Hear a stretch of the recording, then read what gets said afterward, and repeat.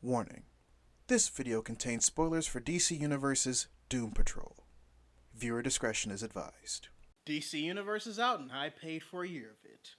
This is DC Discussion.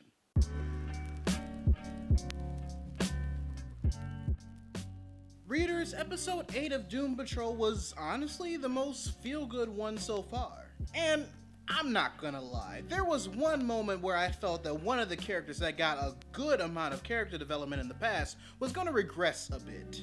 Like, I was watching their actions, and the moment they started to stray, I was going, boy, if you don't get your ass. But it turned out that it wasn't necessarily regression, but the character's secondary hurdle that was shown to us earlier in the series that they still needed to jump over, and that was just the A-plot. The B-plot, however, was awesome. Not necessarily because of everything that happens in the B-plot, but because something I wanted to see happen happened, and that's all that I care about.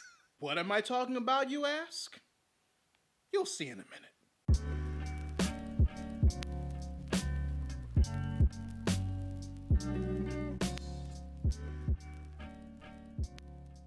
So you know what I said in my last recap episode about Silas may have something to do with Cliff's upgrades after we found out that he was sabotaged by a rat named Admiral Whiskers, and that he might be incapacitated for at least half of the episode, if not the entire episode? Well, clearly I'm a liar, because Cyborg was not only able to repair the hole in Cliff's arm that Admiral Whiskers got inside through, but also completely rewire him and bring him up to snuff. But I was only half wrong with my whole Cliff's not gonna have that much to do theory, which I'll elaborate on later, so hey! Technically, I still won.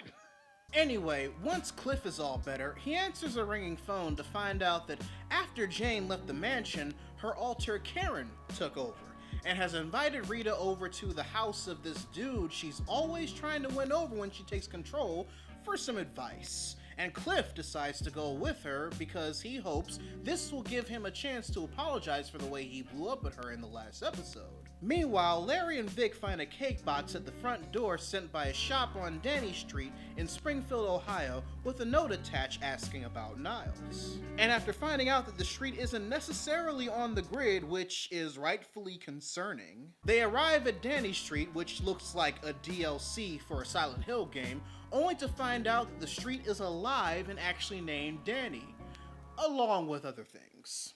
The street's a he. Danny's genderqueer, and they use non-binary pronouns. This is the greatest thing I've seen all day. So it turns out that Danny is on the run from an organization called the Bureau of Normalcy that hunts down things and people it deems to be not natural. One of the Dannysons actually used to be a member of the BON, the drag queen Mara Lee Corrupt. He entered the street on a reconnaissance mission, but decided to stay and tip Danny off after finding them welcoming of who he truly was. And can I just say that I really appreciate how they handled the subject in this episode? Danny is supposed to be a safe haven for people like us, but nobody feels safe here anymore. It's not right. No one should ever have to feel uncomfortable in their own skin.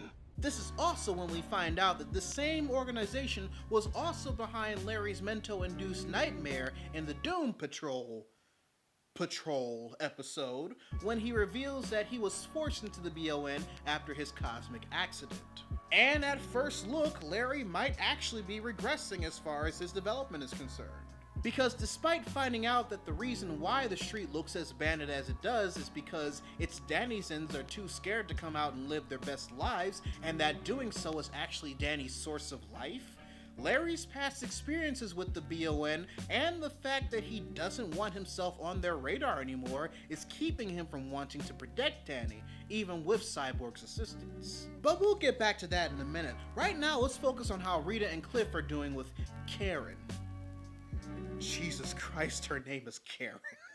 So it turns out Karen's superpower is pretty similar to Dr. Harrison's, but while Dr. Harrison uses it for more of a manipulative suggestion and getting into people's heads, Karen is more along the lines of Jervis Tech / the Mad Hatter, where she just commands motherfuckers to do shit. But she does it in the form of love and admiration, which is how she keeps getting Doug, the person I was telling you about earlier that she keeps going back to, around her finger even when she's forced to go back underground when Jane and the other alters take over. The moment she has control, though, she goes right back into his life and forces him into hers again. This time, Hammerhead is on to her.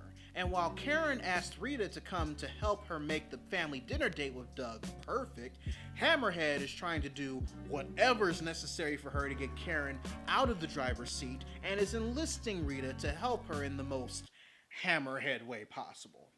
And where's Cliff? Oh, you know, just sitting on a porch, challenging a black kid to a robot dance-off because Karen didn't want him scaring the parents. I told you I was half right. But while it's obvious that she needs to stop this considering how far Karen is going to ensure her happiness without taking Jane or the free will of Doug or his family into consideration, the best part about this B-plot is that I finally get a chance to see all that development with Rita pay off in this one scene. I will do everything in my power to never end up like you, a sad, tired old crone who is so ridiculously past her prime she doesn't even know it. Believe me, I know it. Oh my gosh. Oh my god, I am so sorry. That is totally the stress talking. She didn't melt, bitch. She didn't melt, bitch. Your fave would never. I mean, she ain't my fave, but at this point, with the way everything's paying off, she almost there, real talk. Speaking of progression, let's take another look at Larry on Danny Street, who has a bit of an outer-body experience when asked to perform karaoke at the cabaret, and experiences what life could be like if he lets go of all his fears and starts living his truth. He's conflicted when he makes one last ditch to try and run, but then sees Mara Lee Corrupt's plan to lure the BON off of Danny's trail before deciding to put his fear to the side and fight back. Tell them Captain Trainer sends his best. With happiness restored to Danny Street, they thank Vic by offering him a comic containing clues to possibly beating Mr. Nobody before teleporting him and Larry back to Doom Manor. And after learning the hard way that Karen can't control Cliff because he's not completely flesh and blood once he tries to break off the wedding, she forced Doug and her family in because he cares about Jane saying the matter. Hammerhead is able to take over long enough to try and kill Doug so that this doesn't happen again? Like a normal person, obviously. Only for them to both be pulled back into Jane's underground, leaving her body in a catatonic state. Which means that we're finally going to get to that episode that I'm oh so looking forward to. Then again, it may not be all that bad. From the trailer, it looks like we're going to be introduced to the Council of Janes or some shit. And there's also the possibility for more main Jane character development, so that's potentially neat. All I know is that if there ain't a single Breaking Benjamin reference in the next episode, I'm ringing the shame bell extra hard.